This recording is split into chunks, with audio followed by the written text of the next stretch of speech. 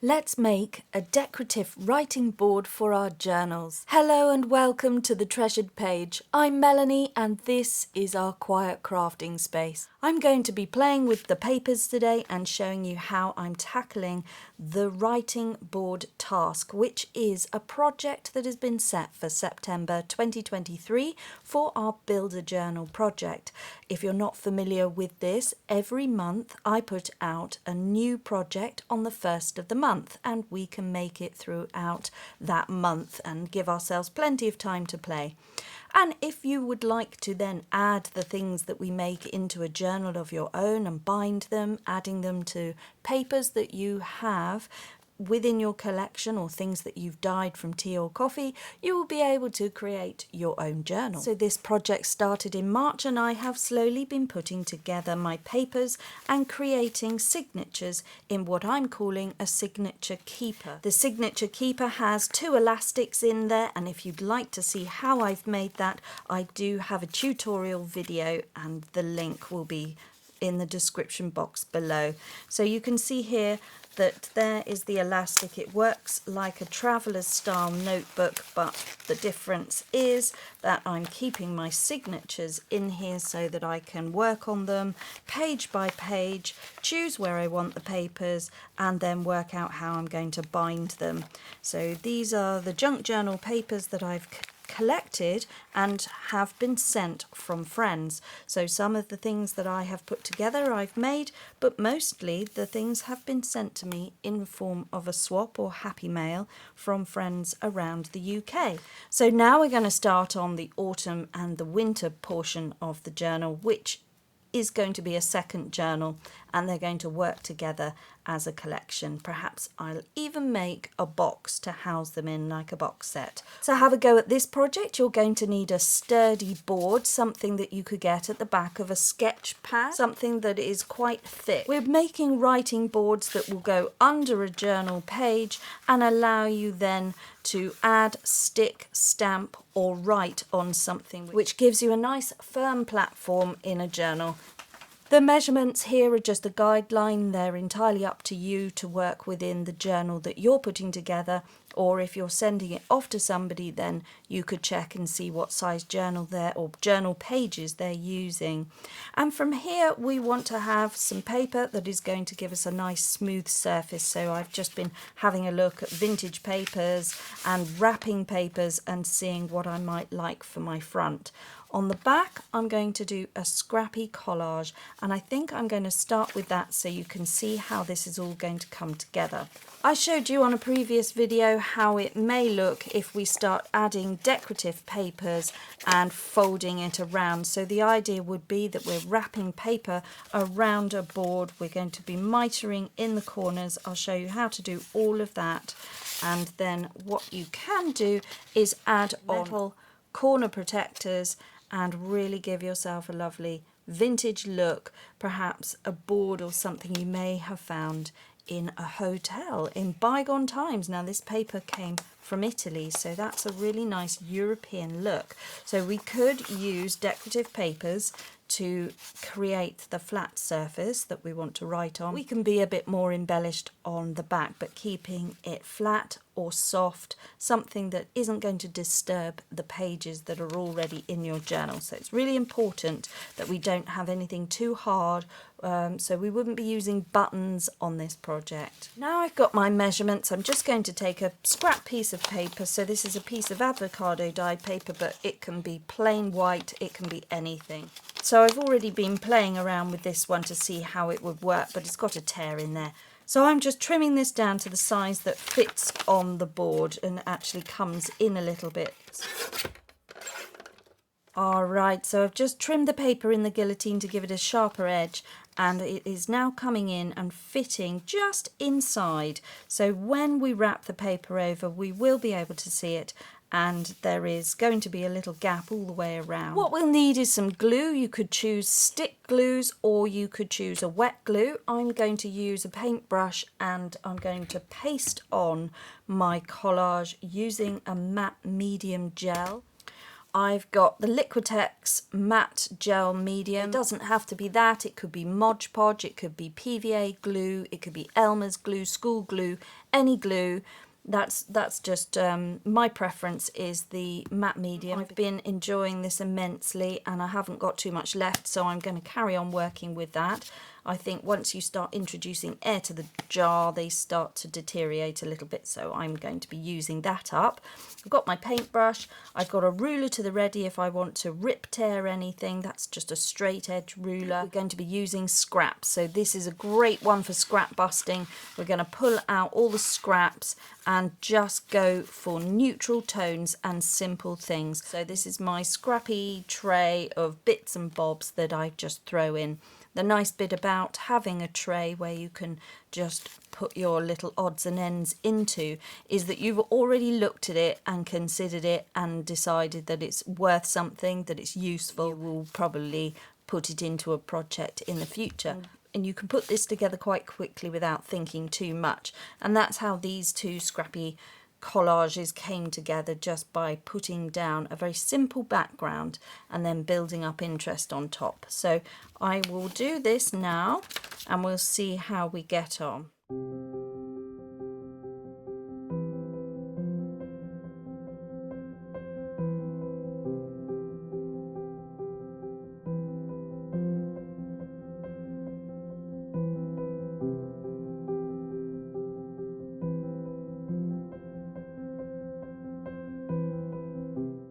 And we just need to work relatively quickly here. I'm going to put that raggedy edge at the top. I love that. Everything's going to get covered and it's quite a nice freeing way of working because you can be bold with the glue. And then just alternate some scraps. If you want to have edges where you ink, you could do that, but I think at this point it's just quite fun to just throw down the scraps and not really think too much about it.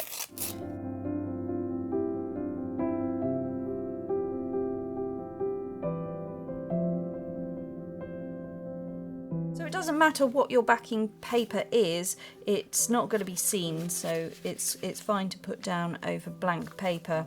Anything really, just grab whatever you have and we can just start ripping up bits and putting it in place, just whatever feels right to you. This sort of thing is perfect for snippet rolls and I would be doing this in the same technique. So this is just laying down papers and not thinking too much about it. That's quite sweet, it's got a little strawberry on it.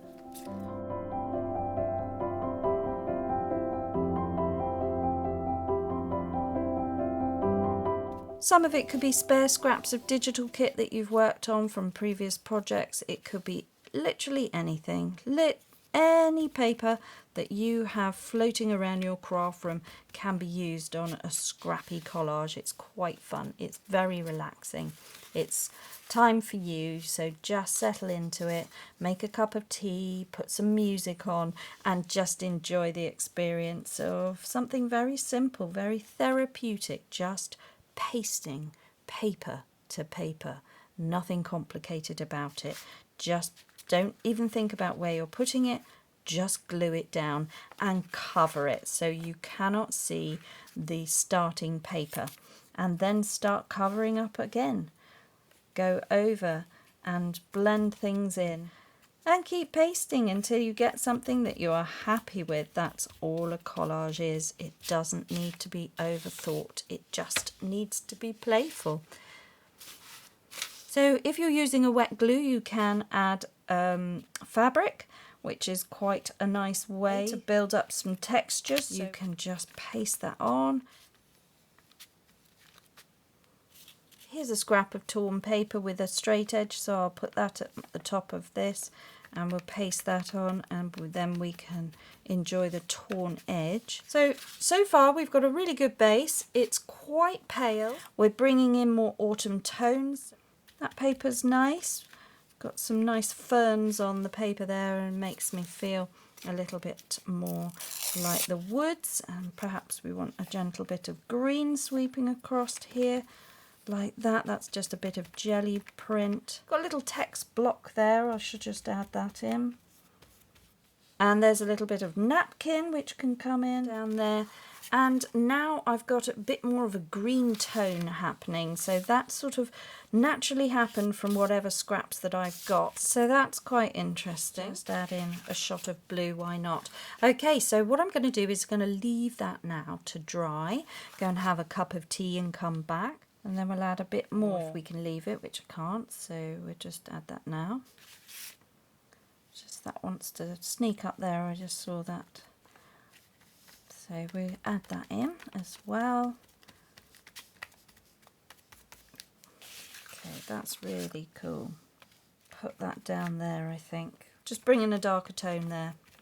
And this is how it goes. So you just keep looking at it and you coming back. Apart from pasting things down more intuitively, enjoying the colour that I'm putting down, the one rule I seem to follow is looking for harsh angles and then covering them up. So if I see something like that line there, I might be tempted to come in and put something raggedy that would cover that angle there or there.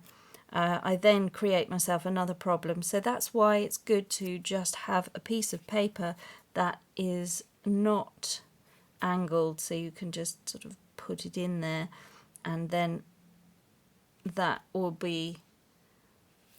sort out that angled line. But this one would be too similar to that one, so I might be inclined to put that up there.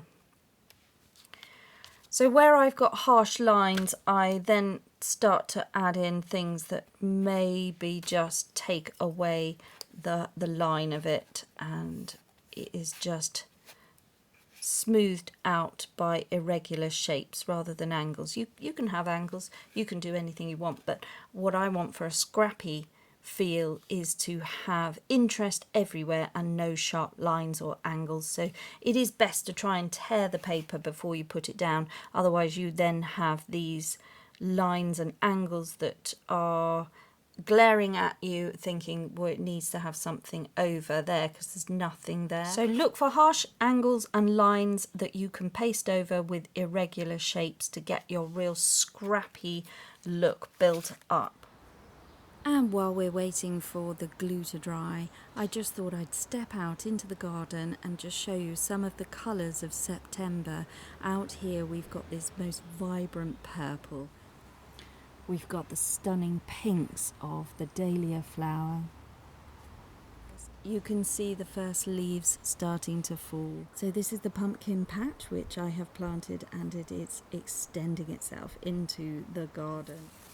Nestled under the leaves, we can find the beginnings of a pumpkin growing. Looking at the purple colours and the fading colours of summer, I want to bring in some nature to my artwork.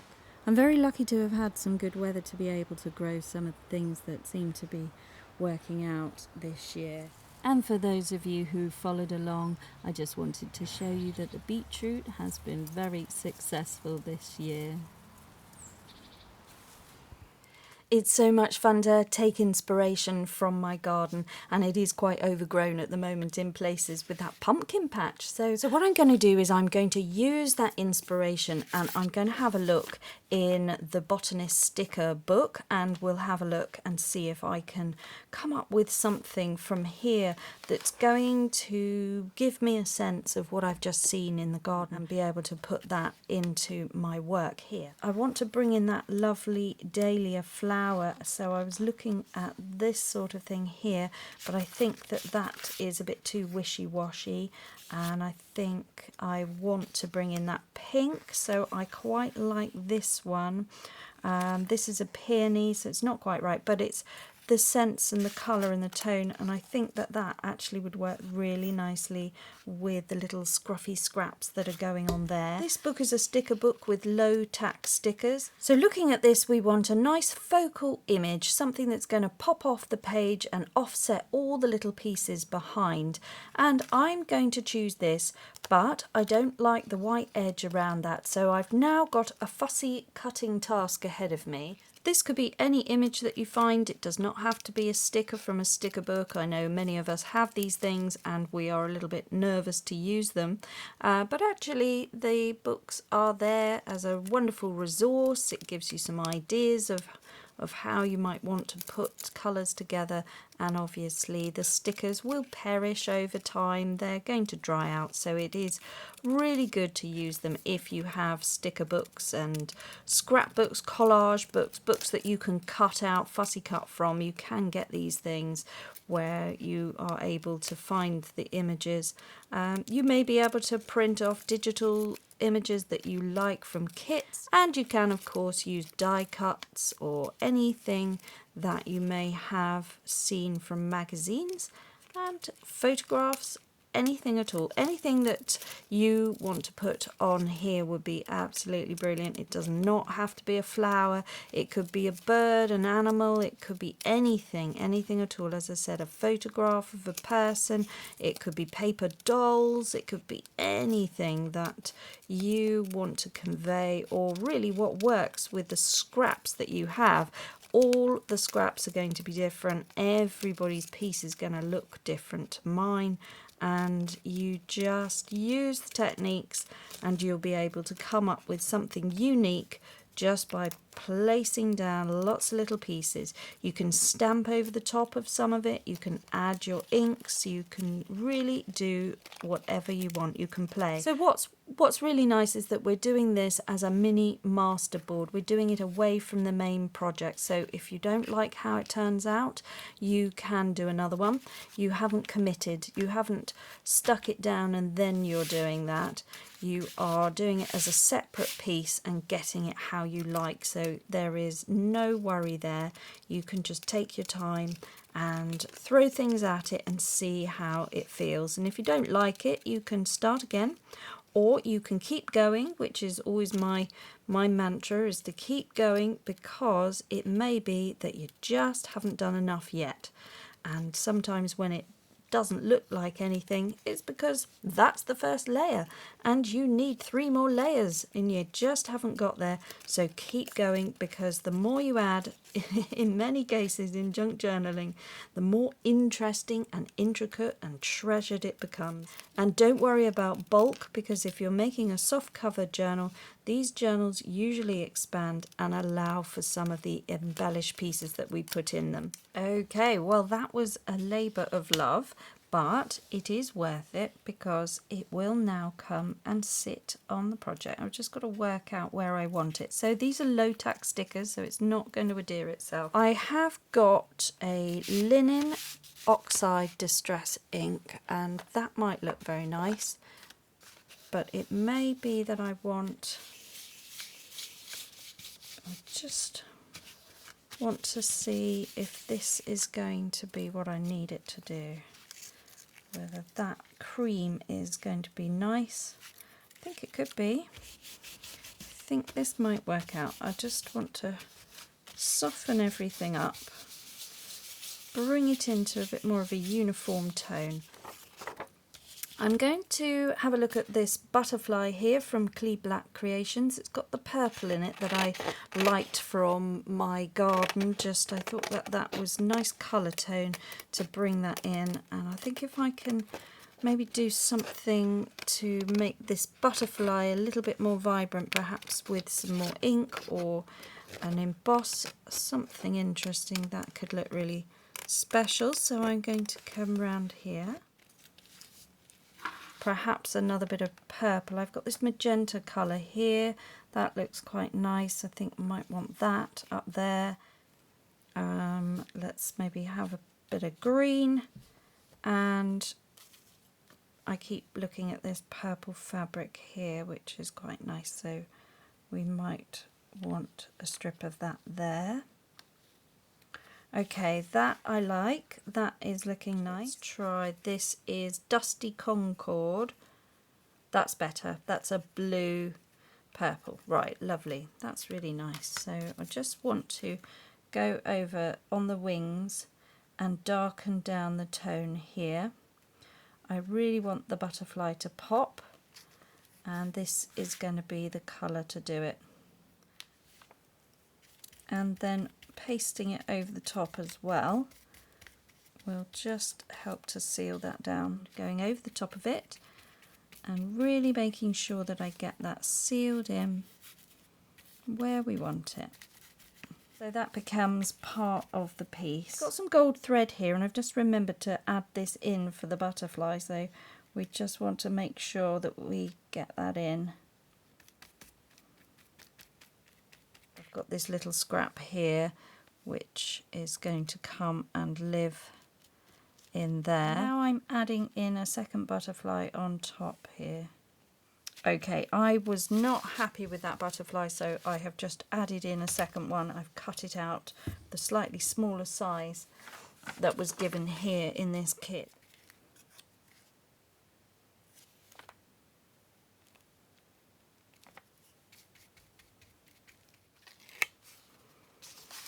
Okay, I'm just looking at these sentiments. I'm going to separate it here, and I'm going to separate it here, so I've got 3 little sections, and I'm going to just have one starting about here.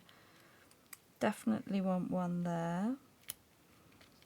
And I think the sentiment just sums up this project, which says hold tight and pretend it's a plan, because sometimes things just don't go to plan, but if you keep working at it you can get it to where you want it to be, somewhere far, far away from the original idea, but ultimately more fun, more intricate, more interesting than you could have ever imagined. So that's a really good little sentiment there. I think I need to hold tight and pretend. And then we'll just put that down there like that. A little bit of interest with the sewing, and I think we are very nearly there. So I'm just putting the final piece in here. This is not going to be painted or stuck down. That is just going to be attached with some fabric glue there, so that I have it free and flowing. So I'd now like to build my writing board using one of these 2 papers. I'm going to bring this back in, this scrappy collage, and let's have a look at it. So when I first started this, I really had no idea how it was going to turn out, what images I would end up using, what colours it was going to be, but I definitely wanted to bring in a more rustic autumn and fall colour tone, and I wanted to use the colour palette that I saw in my garden, and that was definitely green, it was definitely pink, there was some magenta and purples coming in with those beautiful flowers as they were starting to fade on the dahlias. And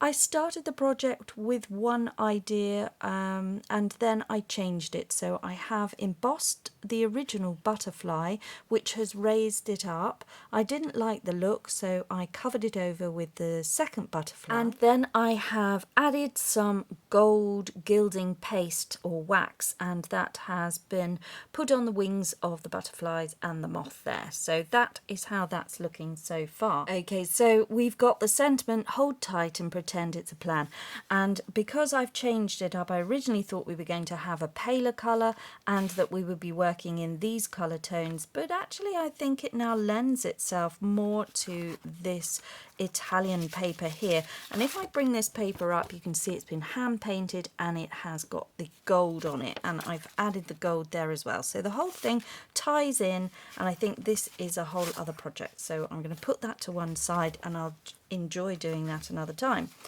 This is going to come and live on here, and this will be the paper. So this will be the writing board. We're going to bring that over, and then I'm just going to set about wrapping the paper around the board. So what I need to do is put my glue down and wrap it round. I'm going to trim that edge. Now I'm going to add my board onto the paper. Going to be bringing in my corners and sticking them down like that so that they come in. Then what I'll do is I'll bend this forward and bring that round, pasting that down as we go. and then this way bringing it forwards and just allowing that to naturally come in.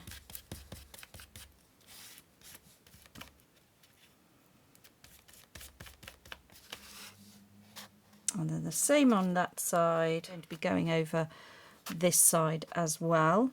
So we'll just pull that in, really pull that in, make sure that it has stretched over that board. And then what I'll do is I'll just come over this side, use my bone folder and really spreading this out now. Okay, we've pasted that on nice and thick, and now we can put on our collage piece. And that is going to come and live here, and those colours are really going to frame the whole thing. I'm absolutely thrilled. That is really, oh, that's lovely. Those colours really are going to frame this piece, so that is super. Now on the other side I'm just going to go over with the gel as a sealant, and I'm just using a sponge applicator now because I just want a very, very thin covering. So we'll just give that a seal, and then this can become a really, really scrummy writing board. We'll just set that aside now and hopefully that will dry. All right, this is very nearly dry, so I'm just now going over areas where I think we can just darken it down with a little bit of ink on the edge, just to age the edges and bring that into an old world charm. And I love this. This is really smart. This is really lovely. It's nice and sturdy. And as the matte medium hardens, that's only going to add to the strength of the project. So I've been through my metal book corners and I found these medium-sized ones, and they are identical on either side, whereas these ones had that on the back. And I think that for this, it needs to work on both sides. So how they will appear is super cute, just a little finishing touch on the end corners there, and then I just got to make sure that I get that right on this side. So that's going to be captured in. So that's going to be captured in, so I'm just going to try and push that in underneath, and then they can be squashed on, and the same there. And then on this corner here,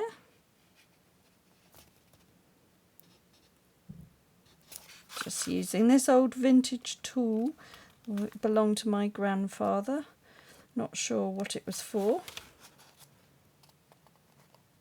There we go. Taking my nylon covered pliers, and I'm just going to pinch those on and really secure that down on all 4 sides. And here we are. This is my project for September for the Builder Journal writing board, and this is how it's looking on the other side.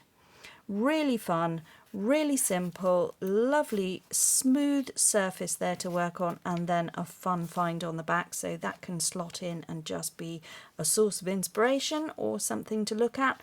And then if we have a pocket, then that will slot in and it'll just be a functional piece, and it can live either way round depending on what works best within the journal. And then on here, and I'm just going to add a little finishing touch there. I think we can get away with a little safety pin up there. I don't think that's going to add too much bulk, so I just want to bring that in, and that creates a little sewing element to this journal just to finish that off as a final embellishment. So that's how that's looking, and there we go. Vintage charm and botanicals and all the things that I love here at the Treasured Page, and that is my project. So thank you very much for watching. I hope that you have found some inspiration there. You can of course cover it and decorate it in any way that you like, but that is how to execute a writing board for a journal, and that can come and live in any soft cover, hard cover journal. And what I think I will do is now squash it under some books to make sure that that remains flat, but otherwise that is a really successful piece. So thank you so much for watching. Please like and subscribe to the channel, and above everything else, just slow down and make crafting time for you. Bye bye now.